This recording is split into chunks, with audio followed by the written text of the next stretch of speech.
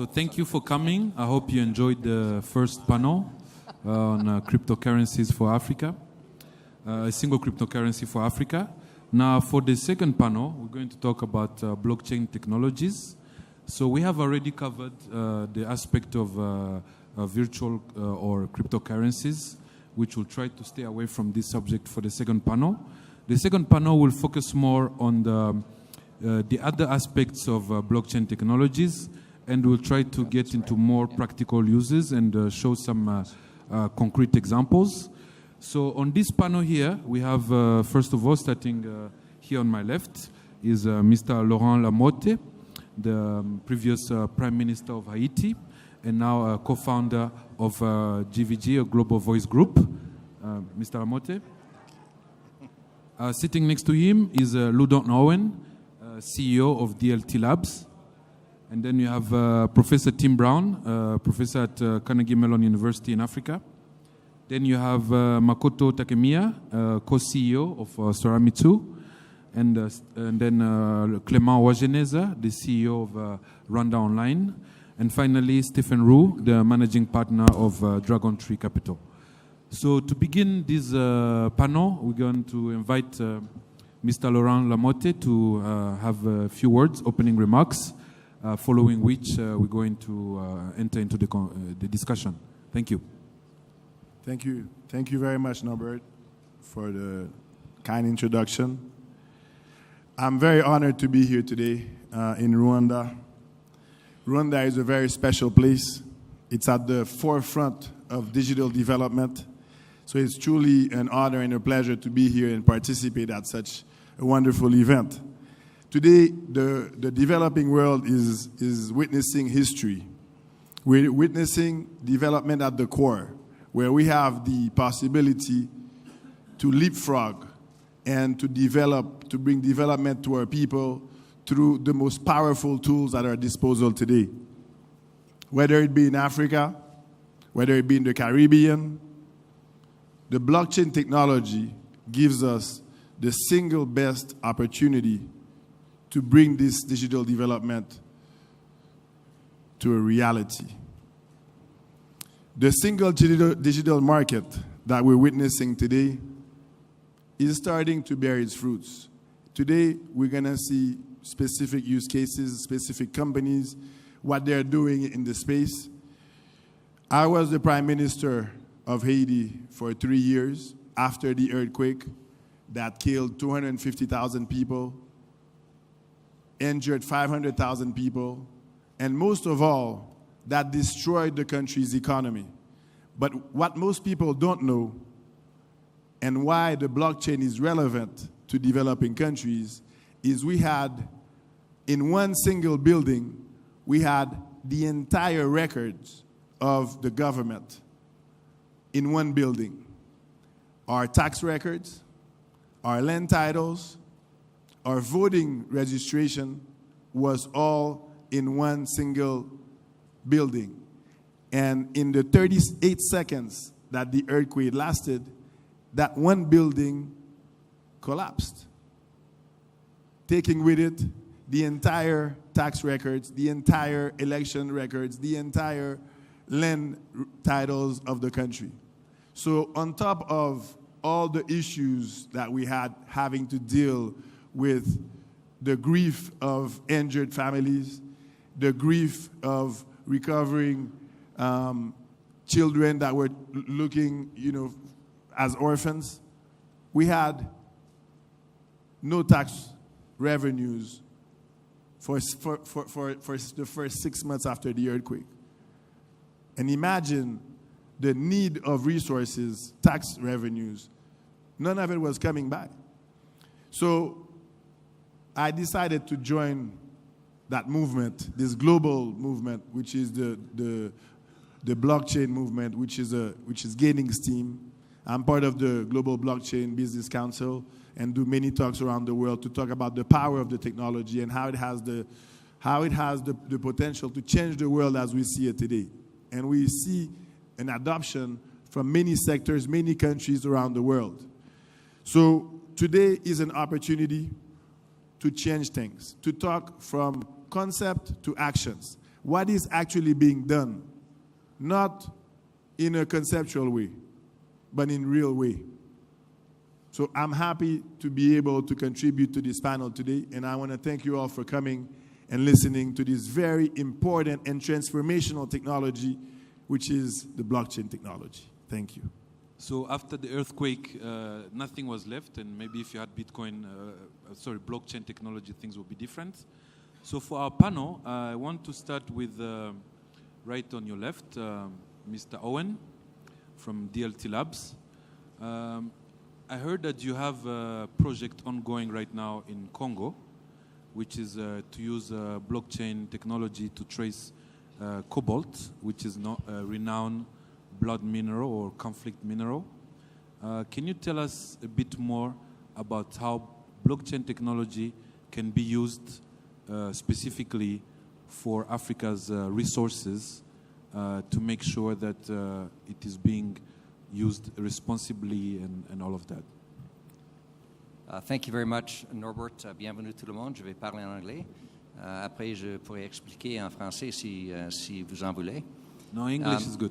English is good, okay. I am the chair and the CEO of DLT Labs, and we're based in Canada with offices in India, Japan, Singapore, and soon to be spreading out on a Pan-African basis. We have a large team. It's not an advertisement, I'll keep it short. We have a very large team of distributed application developers. We believe it's the largest independent team in the world.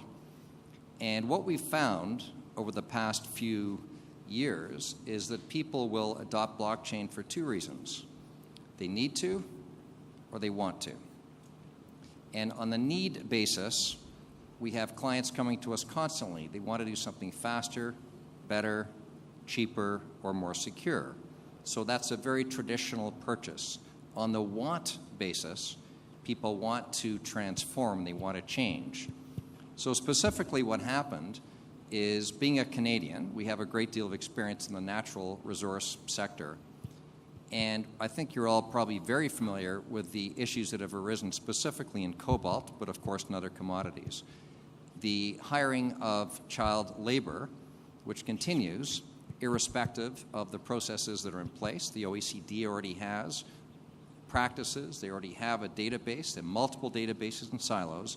It simply continues.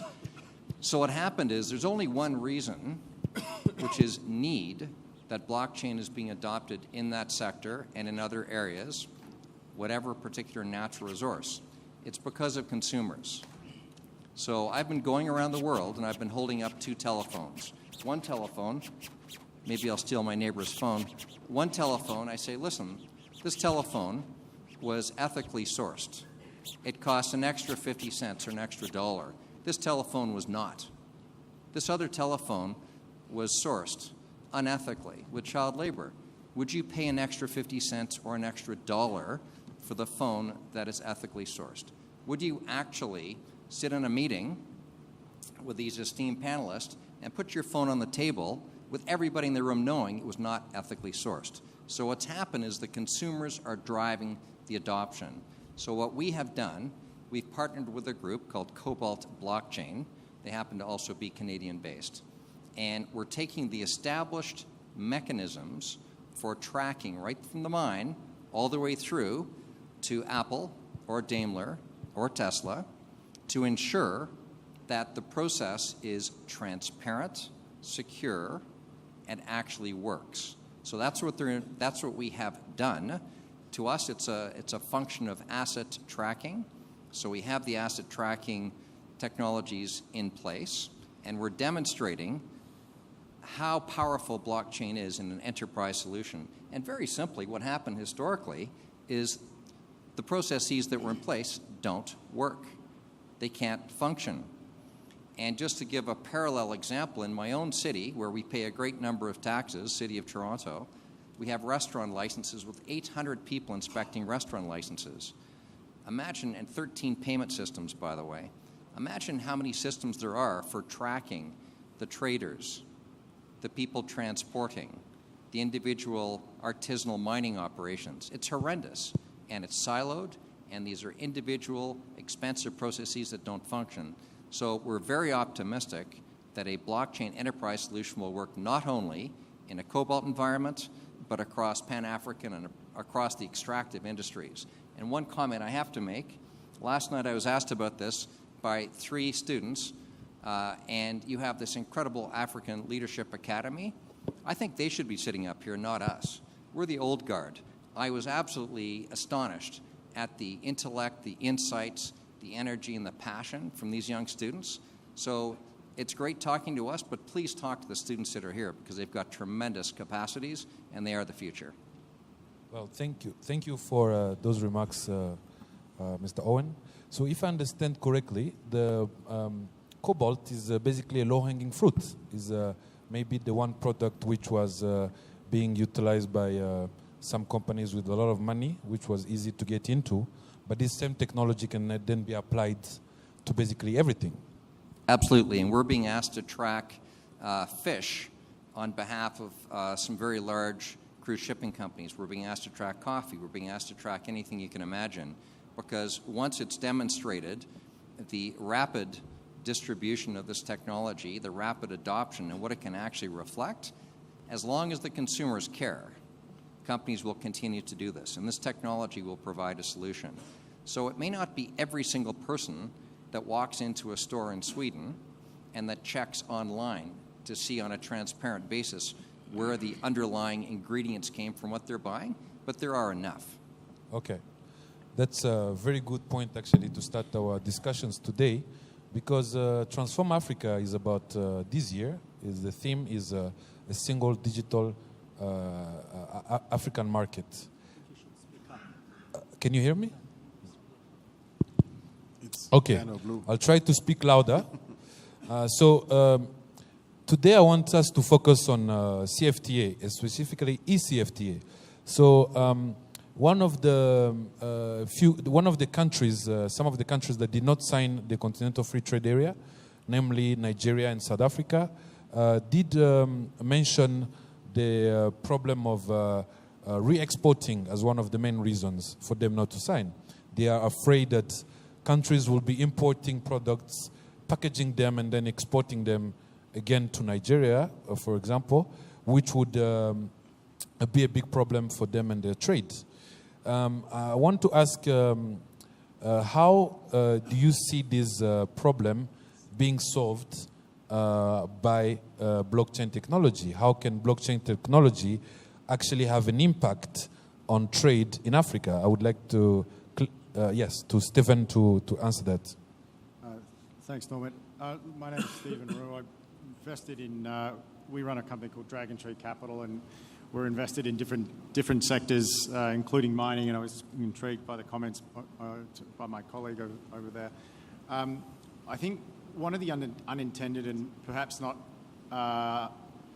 discussed enough aspects of implementation of blockchain through supply chain technology, supply chains, is that it provides a level of transparency eventually that may actually change the way the distribution of value is moved through the supply chain.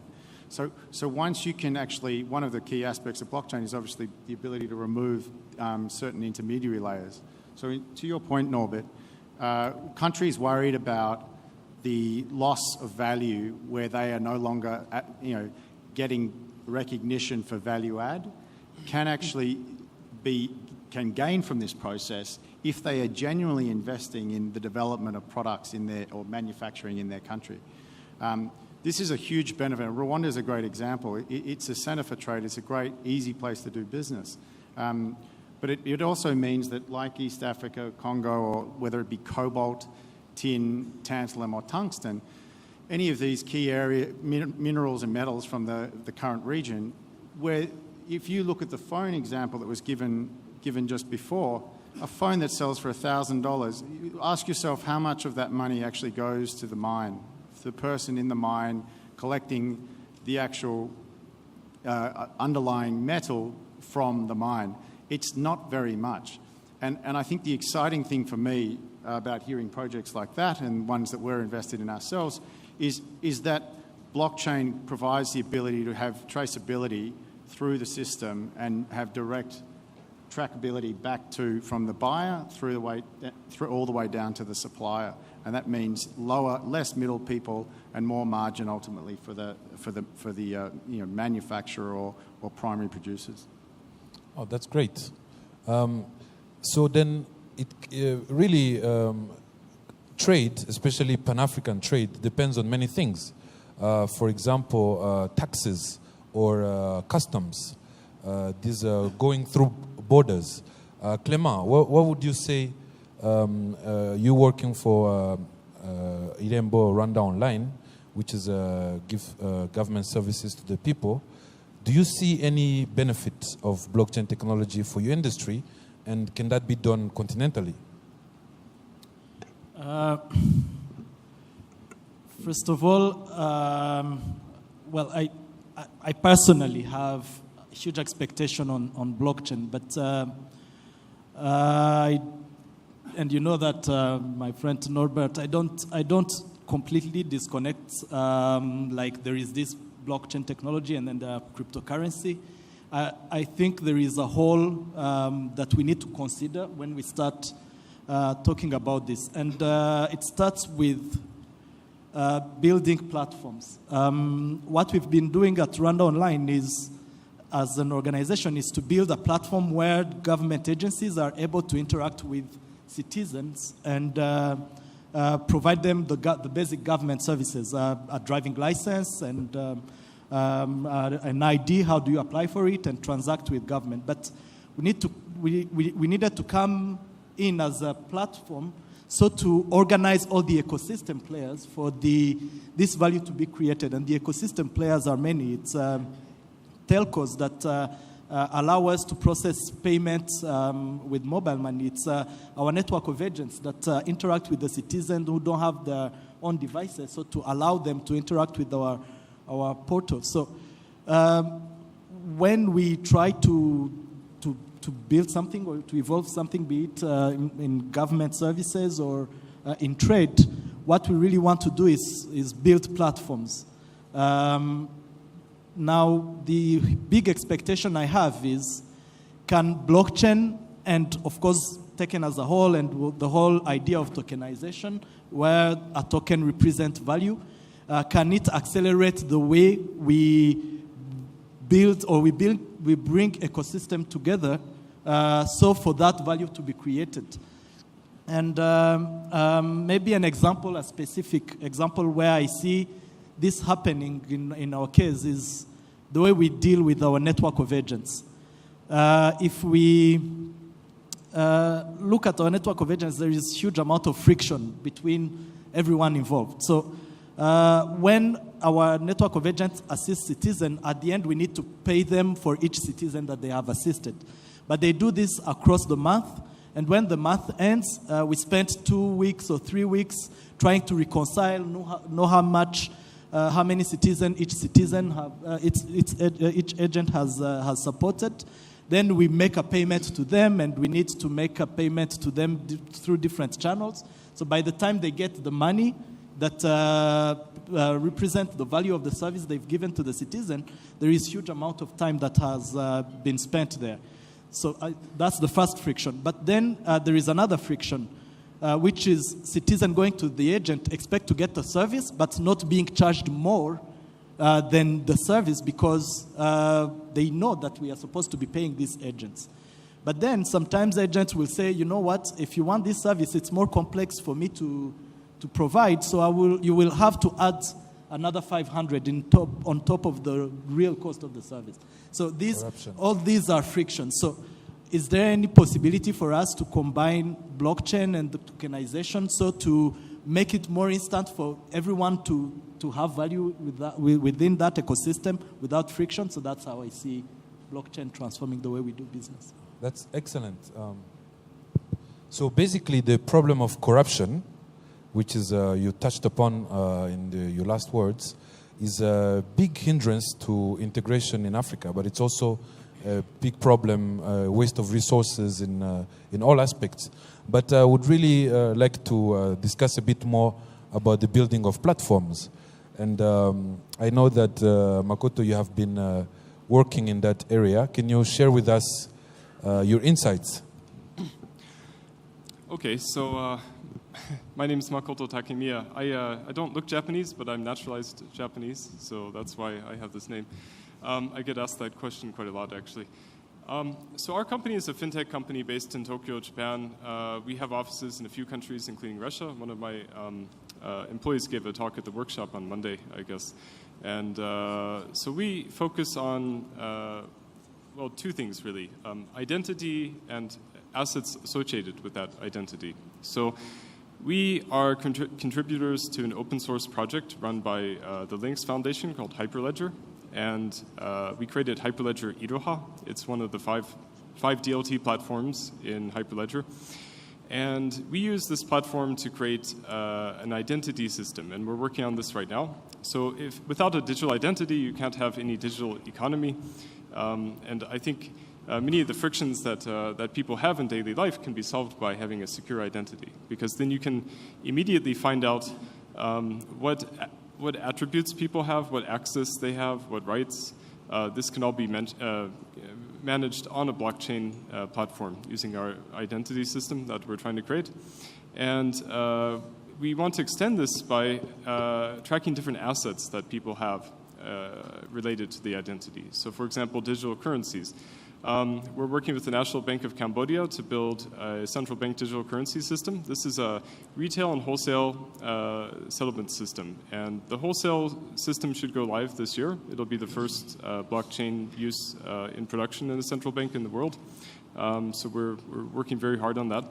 One of the interesting things about the Cambodian case is that they have multiple currencies. Everyone uses riel and they use dollar. So the ability to support multiple assets on the same settlement system is actually quite something that could be very useful, especially here in Africa.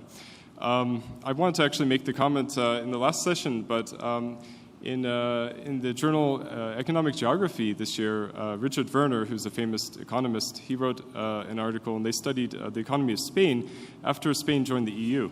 And the cool thing about considering a united kind of African digital economic zone is that the EU has been around for quite a while, and we can study it, and there's different econometric tests that can be done.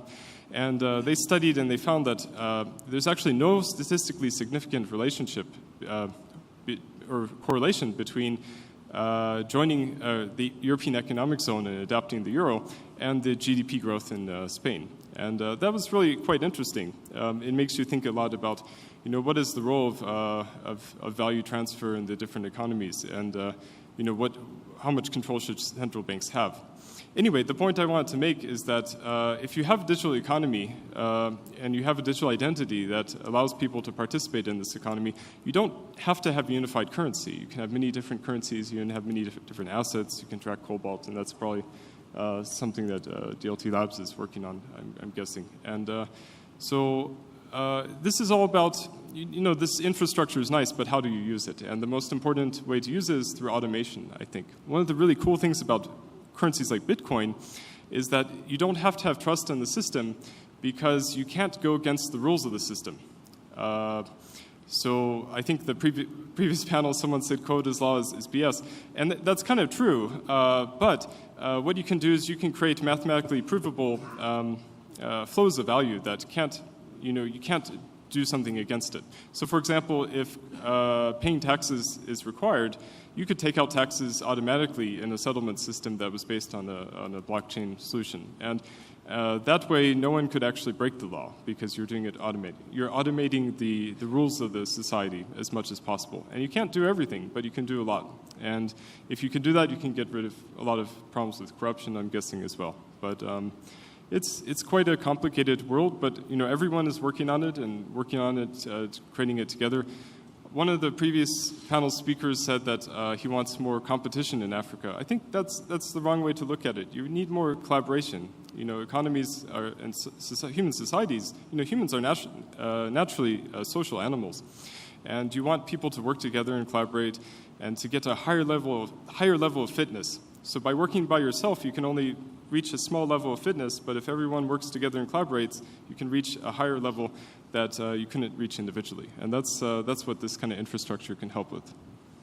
Yeah, you're right. I think we need both competition and collaboration. And I think one of the areas where we need to focus on in Africa is actually in learning about blockchain. So we had really good discussions today on the use of blockchain and its potential.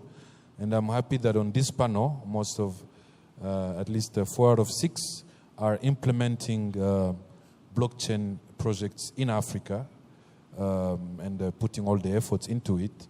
But I think the most interesting and the one who's been here the longest is Carnegie Mellon University and Tim. So, Professor, I would like to hear your thoughts on how fast or how well it's going for Africa to adopt these blockchain technologies. How fast are we learning, and how much more do we need? How much longer do we need in order to actually start fully utilize this technology in all its potential? And please, the other panelists are free to also jump in. Don't want it to be one way, yeah? Yeah, I'll say a few words on that. So, in terms of are we ready for blockchain technology? I think people are coming to conferences like this. They're educating themselves. At Carnegie Mellon University, Africa, our campus is here in Kigali, actually just a few hundred meters from the convention center.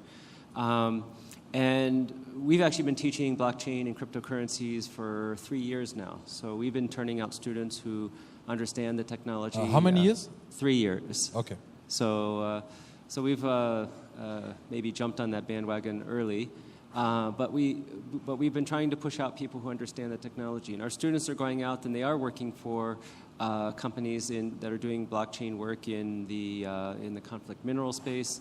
They're also working with Rwanda Online. Many are working there as well. And so we're doing our part to raise some of the capacity here.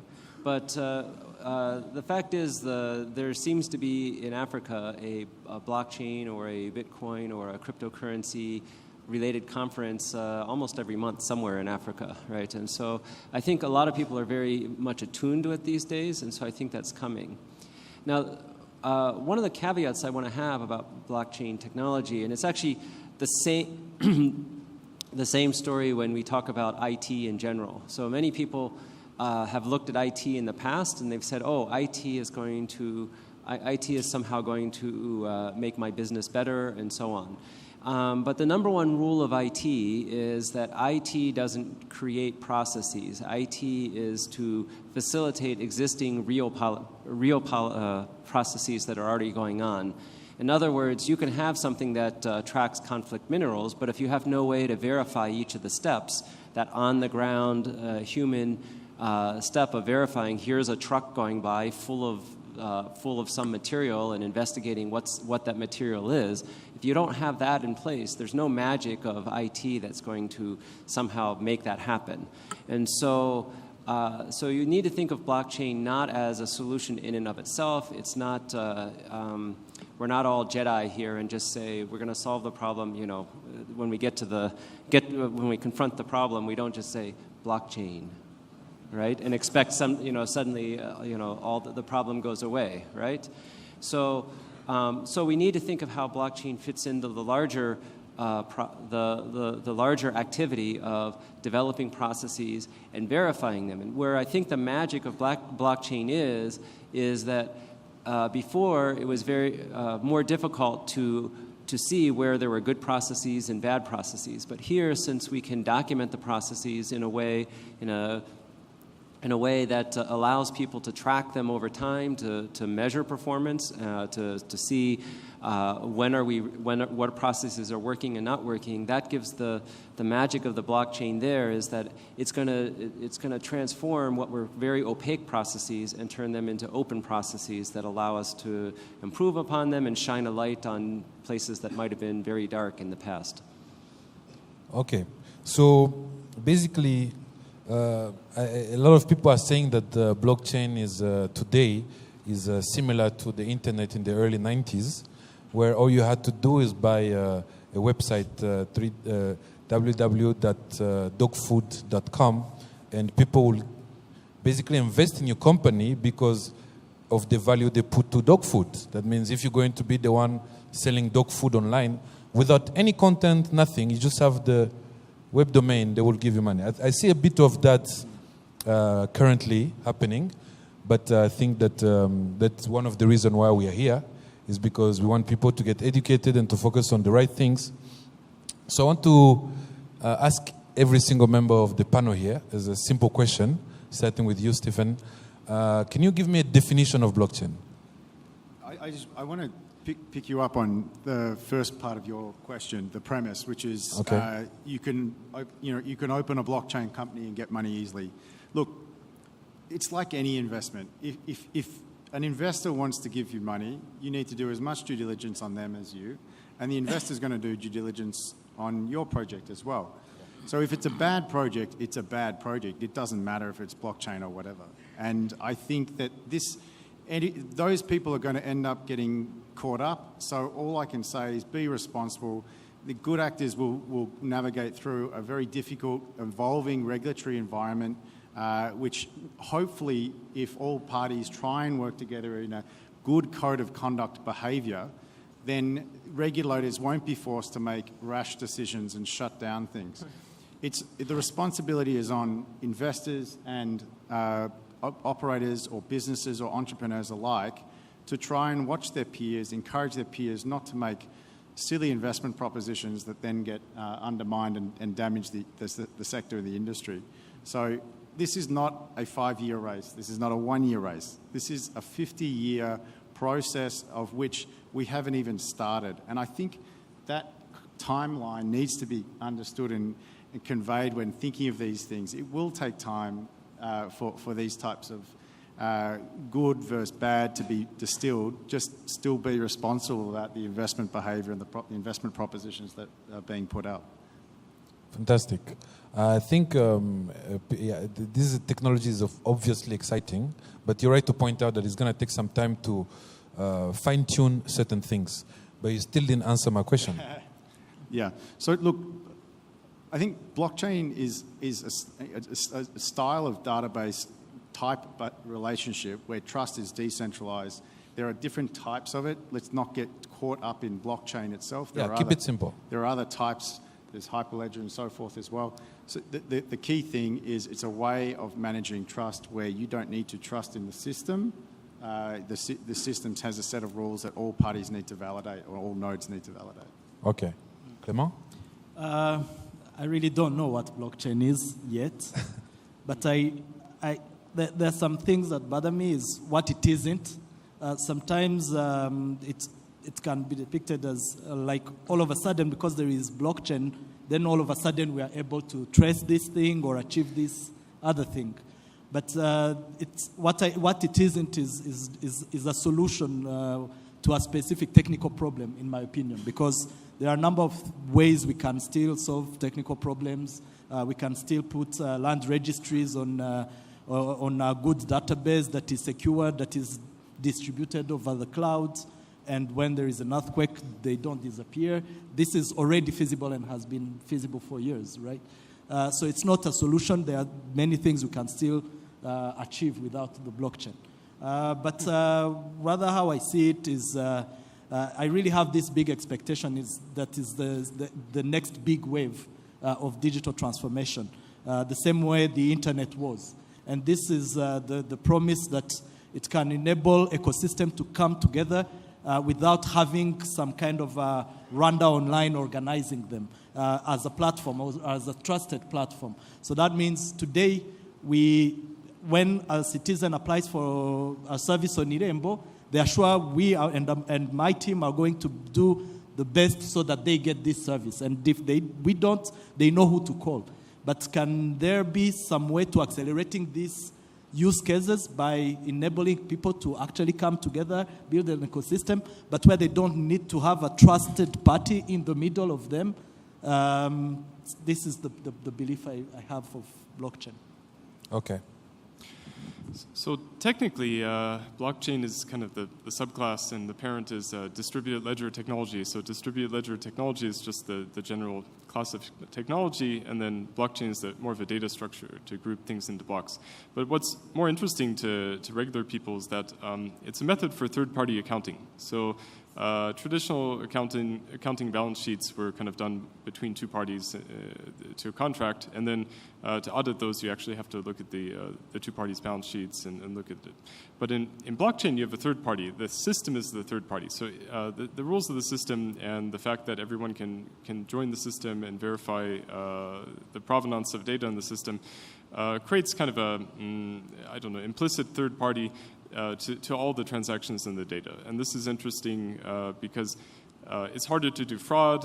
You can do things like reducing counterparty risk if you do things like automating swaps of assets and things like that. So the interesting thing that when people mention blockchain, they're really referring to a method of accounting where you're adding kind of a third party as a overseer, but that's not centralized but decentralized, so there can't be any corruption or fraud.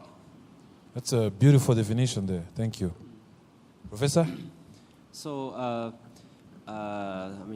technically blockchain is a kind of data structure, right? And so it's just a way of organizing data. But in this context, it has this cryptographic element to it. And so for me, what blockchain is that it's a mechanism for deciding where you put your trust.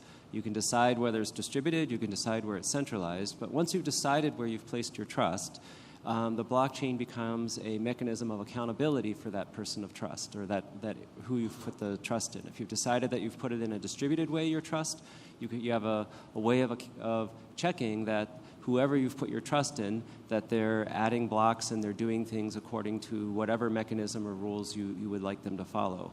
So for me, it's not that important whether it's you're putting trust in the government or you're putting trust in a distributed way. It's more important that the blockchain allows other people, the third parties, to observe what's happening and say when is somebody doing things correctly and not correctly.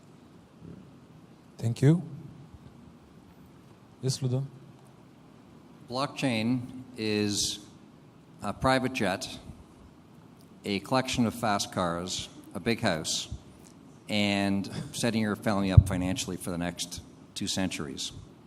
That may not be the conventional answer to what is blockchain, but I will tell you how I became involved in the industry, which was I had a dozen interns working with me between the ages of 18 and 24, and they were on their telephones the whole time. And I was about to fire them because I thought they were texting their friends. They were actually all trading cryptocurrency.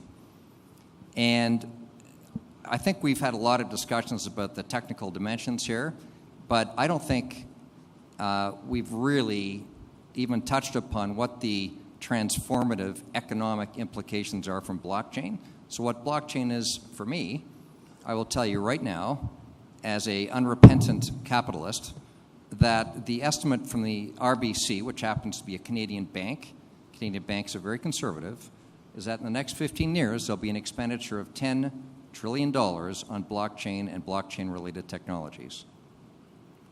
In the next 15 years, there will be an expenditure of $10 trillion on blockchain and blockchain-related technologies. That's half of the U.S. debt, aggregate national debt. So it's perhaps not the purely technical answer we're looking for, but what I see in the blockchain and what it reflects to me is many years ago, Moses was carrying the tablets around. And this is a biblical story. Some people believe it, some people don't. But there were these huge tablets. They talked about the tablets in the earlier discussion. These were different. And they had laws written on them. And somebody hammered these laws into the tablets. Well, nothing much has changed. Data has been managed the same way, more or less, from the time of Moses. It's a little bit faster, it's a little bit smoother, but it's Moses and the tablets. This is the first change in the way data has been managed ever. And so I don't actually believe in blockchain. I believe in distributed data management powered by blockchain or powered by whatever means necessary. But I believe in the implications of the change in the way data is managed. Thank you. Mr. Lamotte. So blockchain is many things to many people, as we can see on the panel, and I experience this everywhere that I go. For me, blockchain is a transformational technology that is the new internet, if you want. Yesterday, the internet was an internet of information exchange, the information superhighway. Today, it's the internet of transactions. It's a database that's robust, that's decentralized, that builds trust, that's very difficult to hack. And outside of that, blockchain represents the rail on which dreams are built. It represents the rails that takes the average person in this room that has a good idea and some of the craziest ideas as well, and to raise financing fairly quickly based on strong concept paper and some not very strong. And you have the ability to raise millions for an idea and some of the most outrageous ideas out there. I was in a conference last month, and I met this guy who had an idea to build a smart constitutions. So under smart constitution, he had a smart contract that basically the constitution would apply based on smart contract. So I thought it was a crazy idea. But then he told me that he did an ICO and he already raised $9 million for the idea. So in the conservative world, for him to raise $9 million for an idea like this would be very difficult at best. So it gives the average person the ability to change the world in a very short period of time. So not the blockchain itself, but it gives you the rails in order for those dreams to become reality. So, and this is why I think it's the ideal technology for a continent like Africa, because it allows leapfrogging to happen. It allows you to come from an idea and sometimes, to bypass the traditional banking system to get financing for your platform through the mechanism of an ICO. So that's what blockchain is in my definition. Thank you. Stephen, you wanted to add something? Yeah, I just want to unpack this a bit further, because I think there's all this blockchain, ICOs. These are just ways of getting funding and investment. And there's equities on one side, convertible notes, debt, all sorts of financing instruments. This is a new type of finance instrument. The difference is it doesn't affect your equity. So that's one thing. But bringing this back to the Continental Free Trade Agreement, which is part of the topic of what we're here, here's a series of situations. Let me just paint it out for you, at least how I see it as an outsider. And I say this as an outsider. So I, from overseas, see 54, 55 countries coming together a couple of months ago to sign a free trade agreement, which is probably once in my lifetime, I'm going to see something this significant, for each of the populations and the countries that have participated in this or are negotiating to the level of participation.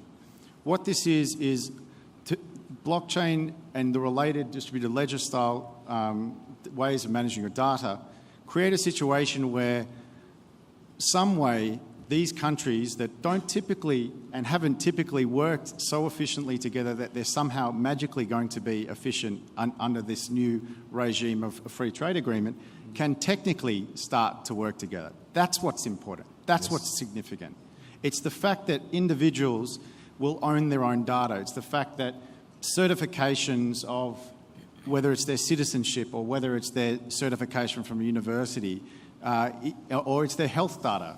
They or you or people in these different communities can exchange this data or lease this data and participate in the different sharing of these key pieces that can be certified now through a technology system that is not overall new, but is now becoming pervasive. And if it is pervasive across the continent, then the leapfrogging can occur.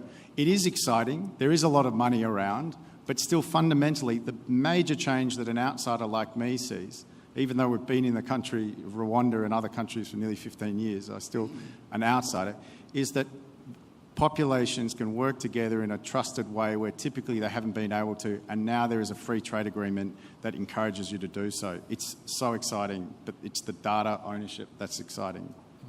Thank you for that. Indeed, it's very exciting. Clement, you wanted to quickly add something? Quickly building on the free trade area.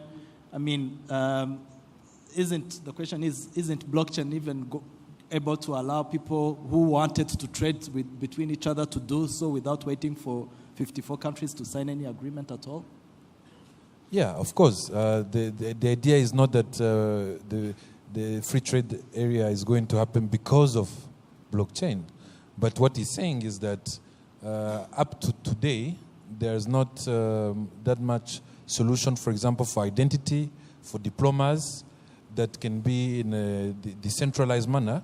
Because imagine how long it's going to take to build a Pan-African centralized repository of diplomas, or how complex that's going to be. But if you can build a blockchain-powered platform, then it's actually not that difficult. Can I just respond to Clement? Quickly. I think, look, it's a great point. Technically, yes. But the free trade agreement is not about technology alone. It's about regulation, tax, and so forth. So even if technically we can do a lot of things, the free trade agreement is a way of now minimizing trade tariffs so that people can trade together in a regulated way. So we can't forget regulation in the scheme of things, and that's why it's important. But it's a fair point. It does allow that interconnectivity. It's the fact that the free trade agreement now allows it to happen in a more tariff-free or continent-wide based economy. Okay, so now we're going to reach out to the public. If you have any questions, please raise your hand. Microphone. Let's start here in the front row and then go back.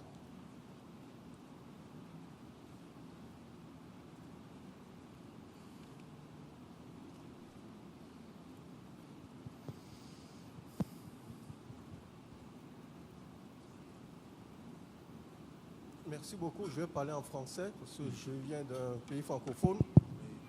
Un peu plus fort. Ok, allez-y. Oui. Je vais parler en français. Je viens d'un pays francophone. Vous me faites bien comprendre. Alors, j'ai des contributions et des questions.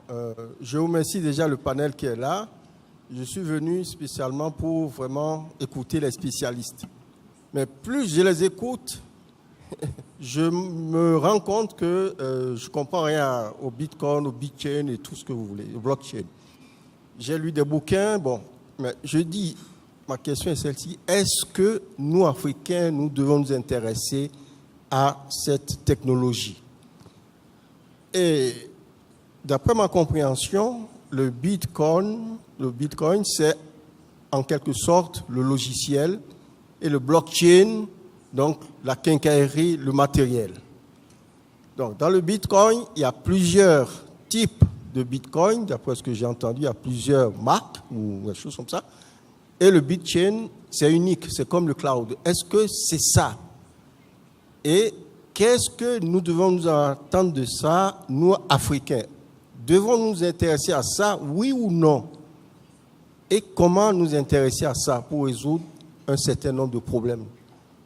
Voilà, okay. ma préoccupation. Merci. Je vous remercie. Somebody want to tackle this one? Professor? Sur la question, okay, I was going to Go ahead. Sur la question de si ça devrait nous intéresser, je crois que nous sommes au point où on n'a pas le choix. I think we have no choice, and it has already spread, and it's going so fast, and we no longer have a choice than to accept it. Actually, what I believe in is that we should try to adopt it as fast as possible. I think when we have this specialist here at Transform Africa, I mean, many people who were at the beginning of this whole idea 10 years ago would love to have had people who were at the beginning of the idea of the internet 10 years after it had started, telling us what it could become, and us leveraging on it as fast as possible, because we still have this edge, which is us not having too many legacy systems that prevent us to adopt more easily something that's novel. So I think actually beyond being interested, I think we should, as Africans, look at it as our way to lead the digital revolution, because we can adopt it much faster based on the opportunity of no legacy systems. À mon avis, vous avez très bien compris les questions qui sont au centre de Bitcoin et blockchain et tout ça. Le blockchain, c'est tout simplement une plateforme. On peut l'utiliser pour accélérer, pour avoir plus de sécurité et pour développer n'importe quoi. Il y a des domaines où c'est très important, autrefois non. Mais ce qui est important et la question est très compliquée parce que c'est un mélange de la politique, de la technologie et des questions sociales. Et à mon avis, exactement ce que mon collègue juste vient de dire, c'est très important d'être à l'avant au lieu d'être derrière. Parce que c'est la première fois que j'ai vu dans ma vie qu'en Afrique, vous pourriez tout simplement soit des leaders, soit à l'avance. Et quand il y a des conférences partout au monde, moi, ça fait 3 semaines que je n'ai pas rentré chez moi. Je dois le faire bientôt parce que j'ai plus de chemise. Mais ce que j'ai remarqué, que c'est très différent ici qu'au Japon, au Singapour, Dubaï. C'est très différent ici. Il y a des intérêts qui sont plus sociaux. Il y a des gens qui sont vraiment motivés. Autre part, c'est une question de l'économie, du commerce. Ici, il y a une passion pour l'Afrique entière. Comment travailler ensemble. Et tout simplement, moi je pense, à mon avis, que ça c'est une technologie qui peut accélérer, faciliter l'expansion de l'Afrique et la collaboration. Merci. Micro? Oui, vas-y. Bonjour, je m'appelle Rafiki Jarma, je suis congolais de la République démocratique du Congo. Je travaille aussi dans le numérique, je représente une entreprise qui fournit le e-banking.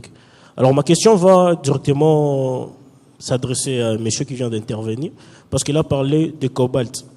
Alors, moi je pense que l'objectif de toutes les évolutions et du développement devrait d'abord profiter à la population locale. Alors, en parlant du secteur de cobalt, le problème du cobalt congolais, qui vient directement de mon pays, c'est que plus de la majorité, vraiment plus de 50%, se vend illégalement. Et le problème, c'est la corruption. Alors ma question est celle-ci. Est-ce que l'opération que vous avez faite avec votre entreprise canadienne, elle permet au moins de diminuer les coûts de la corruption? Est-ce que l'État congolais a montré cette volonté-là de vouloir aider et changer la vie de la population locale où se trouvent les mines? Parce que la population locale, en majorité, n'en profite pas. Alors ma question est simple. Est-ce que votre opération permet au moins d'améliorer la vie de cette population locale qu'avant votre arrivée? Est-ce que permet-il de rendre les choses un peu claires et réduire la corruption? Merci beaucoup. Très bien question. Et je vais... Ludon, il faut être un peu rapide avec les réponses. Try to be faster with the answers. OK. Oui et non. Ça, c'est la réponse. I'll explain in English, asking about the corruption and the amount of mining that comes from illegal sources where you can't track it. And there is no magic, as we've explained to blockchain. However, if you have tamper-proof sources, if you have tamper-proof tracking, it's not perfect, but it depends on one thing, the customer. It's all about the customer. If the end customers, whether it's the smelter, whether it's the brand, and they care enough about their brand, or the consumer that purchases, they will oblige companies to use sources of cobalt or any other commodity that are not illegal, that are not laden in corruption. Donc ça vient de l'origine du problème, c'est d'avoir à mon avis, tous les consommateurs qui forcent la question. Et puis, today you have a merging of the brand and the supply chain. They're locked together. And that's where blockchain is going to make a big difference. If you can't prove to me that this telephone I just bought is with cobalt that's ethically produced, I'm not going to buy it. And that will force people down the chain to make sure from origin it's in tamper-proof containers and tamper-proof all the way along. It's not perfect, but it's the best solution I have seen. Okay, Stephen, you want to add something quickly? Yeah, I just want to add something on the mining point. Just raise your hands if you want to ask questions so I can see you. 15-second description of how it works. So at the moment, DRC sells its cobalt out, but places like Rwanda, Burundi, others are subject to, whether it be tin or tantalum, bags get tagged from the mine. From the mine, these are governed through an NGO, which is not Rwandan, right? So a third party outside of Africa is deeming whether Africa's countries are responsible or not. That's just not right. So what blockchain allows is for Africa to manage its regulation, for Africa to say whether it's responsible and its supply chain solid or not. This is the power of what's happening. At the moment, ITRIA, which, this is not a comment about whether they're good or bad organisations. They are just organisations trying to run a supply chain that doesn't have a secure mechanism to protect the supply chain for the consumer to the point of selling it responsibly so someone in another country can feel happy or sad or responsible. That's a very noble cause and I support it. But the real power of this is about Africa. It helps Africa police itself. It doesn't need a third party to tell it. That's the point I want to make. Thank you, Stephen. That's a very important point. Okay. Go ahead. My name is Linda from Kenya. I just wanted to bring in a case use from Kenya that we have tried. The government of Kenya digitized the land records, and they use blockchain as a technology to drive that. There were issues. Traditionally, people will come to lawyers like ourselves and say, I want to buy a piece of land. They will do a search, a physical search. The files were in one room. So the government came in and said, you know what, we'll digitize this and use the blockchain technology. So the Law Society, which I belong to, resisted these moves and said that the regulations are not in place to have blockchain within the country. So our concern was about trust, because corruption would thrive, and I don't think blockchain will solve the issue of corruption. For instance, you talked about distributed ledger. Sorry, I can't remember your name. But when you talk about distributed ledger, it just means that the Genesis block in that particular blockchain, if it is wrong, it means therefore that the entire block would be wrong, right?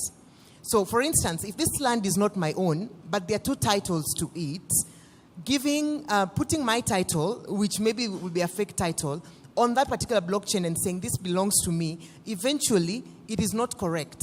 So the African problem of corruption, I believe, may not be solved using blockchain. And our governments, I think, know this. I want to be sure that from my apartment in Nairobi, I'm able to buy a piece of land in Accra online and say that as an African, I can be able to trade on blockchain across Africa. Secondly, Kenya has employed, I think Twiga Foods in our country, they used to supply, it's a supply chain company that supplies groceries to traders, small traders who are called mamambogas. So Twiga has done this for a while, and what they did was to score these small-scale traders on blockchain, and they're able to give them an identity and say, this is how much you could borrow. So they're working together with IBM, and I think these are some case uses that countries would look at and say, how do we use this in our own countries and say, banks are not scoring small-scale traders. They're not able to access credit. But we have now Twiga Foods giving these small-scale traders opportunities to access credit. Opportunities in Africa, in this case, as we talk about digital markets, I believe it will come up with companies that will come in, like blockchain companies that will offer solutions and say, for instance, can we get identities across Africa? I want to know who was my grandfather. Is that available? Who can bring this and say, within Africa, I can actually trace my roots to South Sudan and pay for it. I'll be able to pay for an ancestry tree online and things like that. So I think as we talk about blockchain, a lot of us are sort of ambiguous and it doesn't make sense to us. But when we come down to a small-scale trader accessing credit, then it makes sense. Thank you. Thank you. Next question. Okay. Oh, wait. I want to see all the people who have questions. So we have 1, 2, 3, 4, 5. Okay. That's it. 5 people, no more. Thank you. I'm Daryl. Go ahead. Hello. Daryl Collins from India. My question is, which professions do you think that blockchain will make extinct? Which profession? Blockchain will make extinct. Okay, thank you. You will not have the professions anymore. Can somebody note that? We're going to answer them at the end. So, Professor, maybe? Or, okay. Next question. Hello. Hi. Yes, go ahead. Hello. I'm Robert Ngalaba from Tanzania. I'm looking at this blockchain technology as a booming thing that like everyone would want to have. Taking my experience in implementing digital solution in development projects, is there any framework, like enterprise framework, that will guide countries to deploy a blockchain technology based on the issue that we're trying to solve? To be specific, if the panel members can answer, citing how the digital identities and the vital statistics and records solutions can be implemented using the blockchain technologies. Thank you. Thank you. I think, who's volunteering for that? I think Ludon can answer that. Next question. Yes, my name is Edgar. I work in the logistics industry. One of the problems we face is one of transactional bottlenecks. So, bottlenecks across the transaction chain. So, paperwork that gets lost oftentimes leads to slow payments, and we're wondering how can we leverage the blockchain systems with hyperledgers to streamline payments without using digital currencies like Bitcoin, where we can actually use dollars, francs, etc., without coordination from banks and regulatory agencies. Because one of the issues we have right now is with, let's say, a regulatory agency that would not be able to authenticate a blockchain ledger. And so issues like that, for instance, how can we jump that to streamline logistics? Okay, thank you. No, there's somebody who's, yeah. Hello. Thank you so much. My name is Peter Gato from Uganda. My question goes to about blockchain for payment. When I look at Bitcoin and Ethereum and other cryptocurrencies that have blockchain technology, I don't really think blockchain could be a solution for the payment globally. When I look at blockchain, the best blockchain cryptocurrency can have about like 3,000 transactions per second. And having this system that we've been having, and the reason why cryptocurrency was introduced, I think blockchain-based cryptocurrencies were introduced to replace the fiat currency.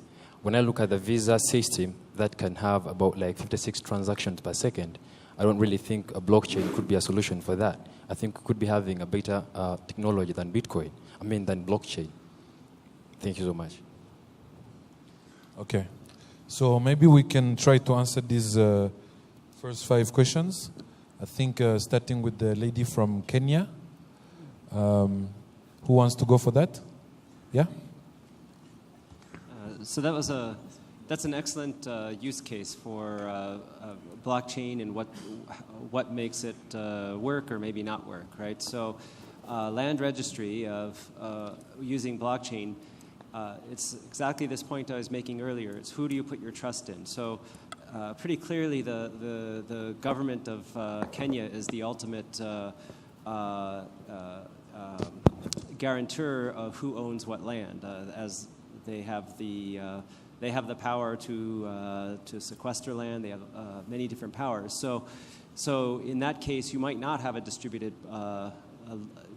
blockchain in the sense that you wouldn't have many people who are verifying these transactions. You might, in fact, put your trust in a particular government agency for guaranteeing that somebody has purchased a land and now the ownership has ceased to be you and it's now somebody else. So, but that doesn't prevent in and of itself corruption. it doesn't prevent some MP from deciding that all this land should be taken from these people so that they can build a new mall. It doesn't prevent any of that from happening, but nevertheless, it's in a public ledger that everybody can see that that's happened, right? And so now it shines a light on that activity, and it puts it in a form where people can have more recourse to say, look, there's a problem here, and they can say, look, this is what happened, and they can verify it, not that there was some record and then, oh, we lost those records, I don't know what you're talking about, I don't recall you ever owning that land, and so on. So I think in that sense, it can't stop the person you, so there's who you put your trust, and then there's a separate question of whether they're actually trustworthy, right? Okay. But at least you've decided where you put your trust, and maybe for legal reasons you have to put your trust in them. But it also provides, the blockchain provides a technology that can shine a light on that lets you maybe over time have a mechanism for giving feedback or protest over what's happened. Okay, thank you. Professor, could you quickly answer the jobs also? We're closing. Well, no Which jobs will disappear? No job is ever extinct, right? We still have people, making candles by hand because they think that's interesting, right? Okay. And so, but nevertheless, I think it does have a potential of making government employees less needed in terms of.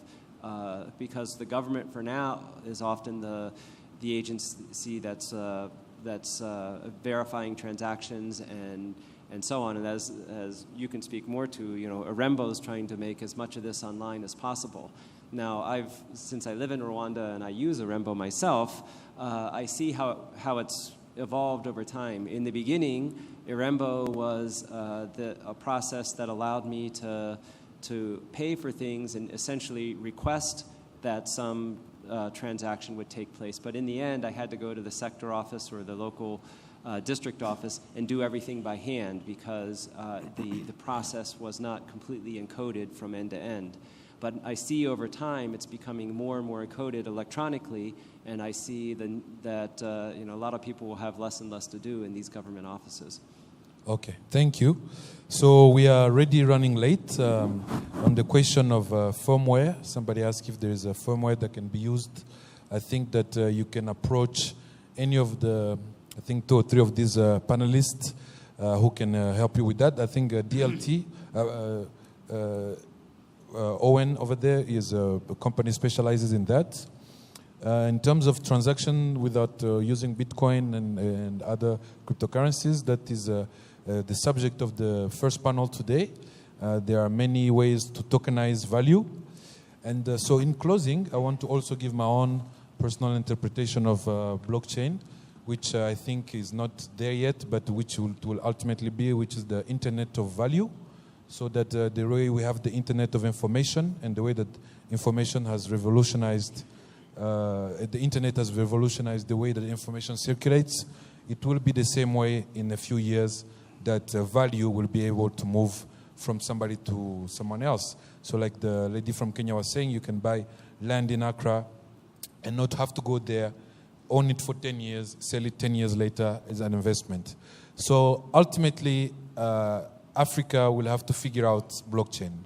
Just as the technology for internet when it just started was very confusing to most people, it requires many, many people to get together to understand it. And hopefully we'll come up with something great. So before we close, I have an announcement. So everybody is invited to the Smart Africa Women's Summit at 3:30 p.m. in the main auditorium, which will also include the awarding of Miss Geek Smart Africa, and it will immediately be followed by the closing ceremony. Thank you very much.